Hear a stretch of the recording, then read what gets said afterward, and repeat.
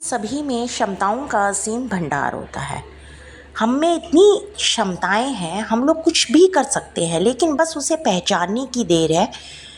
और उसके बाद में अपने आप को इतना सक्षम बनाइए कि लोग आपकी आकर सहायता नहीं करें, आप जाके लोगों की सहायता करें।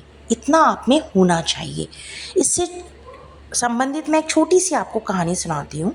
एक बार एक आदमी था, वो इतना आलसी था कि वो खुद कोई भी काम नहीं करता था। तो एक दिन उसको बहुत तेज़ भूख लगी। वो खाने की खोज में अपने घर से बाहर निकला। उसने देखा एक बहुत बड़ा बाग है, फलों का बाग। तो वो वहाँ पर गया, तो उसने वहाँ पे आम देखा, आम का पेड़ देखा। उसने जैसे ही आम तोड़ना चाहा तो तभी फलों का जो बाग का मालिक था वो अचानक वहाँ पे आ गया, और मालिक को देखते ही वो तुरंत भाग खड़ा हुआ। इतनी ज़ोर से भागा कि वो भागते भागते जंगल के बाहर पहुँच गया।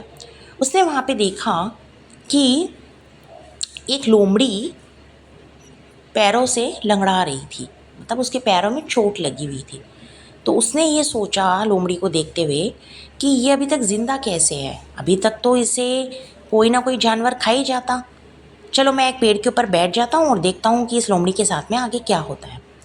तभी अचानक उसे शेर की दहाड़ सुनाई दी। वो शेर इतनी ज़ोर से दहाड़ा कि सारे जंगली जानवर भाग गए, बस वो लोमड़ी नहीं भाग पाई। तो वो शेर धीरे धीरे लोमड़ी के सामने आ गया। शेर ने उस लोमड़ी को देखा, उसके मुंह में एक मांस का टुकड़ा था। उसने उसे लोमड़ी के सामने डाल दिया।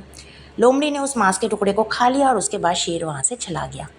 तो वो आदमी, ये जब उसने ये दृश्य देखा तो उसने ये सोचा कि अरे वाह, भगवान तो सर्वे सर्वा है, वो तो हर एक जीव के खाने की प्रबंध रखता है। देखो इस लोमड़ी को कैसे खाना मिल गया, तो इस तरीके से मुझे भी खाना मिल जाएगा। चलो मैं अपने घर ही चलता हूँ। घर जाके वो सो गया। 2-4 दिन तक तो वो उठा ही नहीं। उसके बाद में उसे जब बहुत तेज़ भूख लगी, उसने सोचा कि खाना शायद चल के आ जाएगा। बट खाना कहाँ से चल के आएगा? खाने को पाने के लिए तो उसे मेहनत करनी पड़ेगी, वो उससे होती नहीं थी। तो वो इतना भूख से बेहाल हो गया कि वो अपने घर से निकल गया।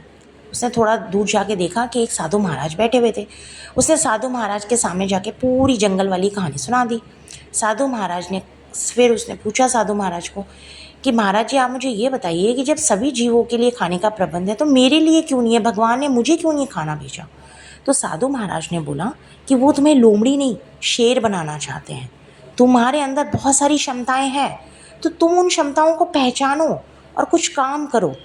तुम क्यों किसी की आस में बैठे हो कि कोई तुम्हें आएगा और खाना देगा? नहीं, तुम्हारे अंदर इतनी क्षमताएं हैं कि बस उसे पहचानने की देर है। जाओ, जाकर काम करो और उसके बाद में अपने आप को इतना सक्षम बनाओ कि लोग तुम्हें नहीं दे, तुम बल्कि जाके लोगों को दो। तो यही जीवन होता है। जीवन में कभी भी इंतज़ार नहीं करना चाहिए दोस्तों।